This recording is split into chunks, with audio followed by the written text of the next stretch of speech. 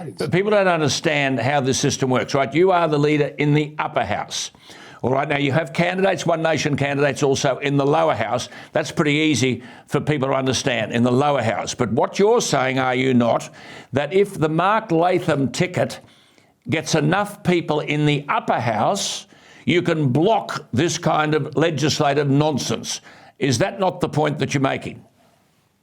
Yeah, if you've got a Labor-Green coalition in the lower house and the Greens will want drug legalisation, gender fluidity teaching in schools, faster rush to renewable energy, close down coal and gas yesterday, if Minns is forced into minority government, he'll turn to the Greens first and foremost. That'll be their agenda.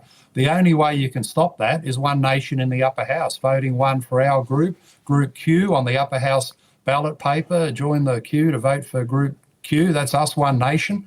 And in the lower house, still vote for us number one, because we've got some good candidates in some key seats. There's some polling results that show that there could be an upset where we're kind of like, 100 to 1 at the races, but every now and then they get up, Alan, as you know. Yes. Just one thing before we go to prove the validity of this.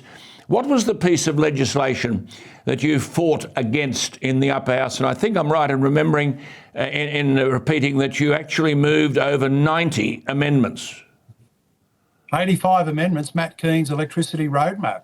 We sat the parliament up all night and I said to them, and we're going to have 85 division, you're going to sit here all night and we're going to make the point time after time, which we did.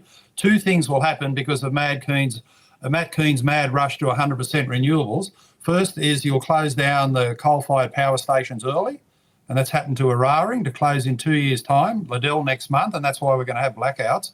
You lose 25% of electricity generation in New South Wales when Eraring closes. So unfortunately that forecast has come about. And the second thing that'll happen is you won't have the backup power in place, the pumped hydro, the gas peaking plants to support the renewables for when the sun's not shining, the wind's not blowing. And that too has come to pass. This massive delay on Malcolm Turnbull's $20 billion white elephant, Snowy 2.0, and can you get it into the grid with the Hume link, which is massively controversial south of Goulburn, and Chris Bowen stuffing around with hydrogen at the Curry gas peaking plant, it's delayed 18 months as well. So it was always a recipe for disaster. One Nation stood there, we made them sit until dawn, had breakfast and then came back again to make our points. They wouldn't listen. And unfortunately, the people of the state will suffer because these predictions have come to pass. The electricity bills have gone through the roof and the lights are going to go off.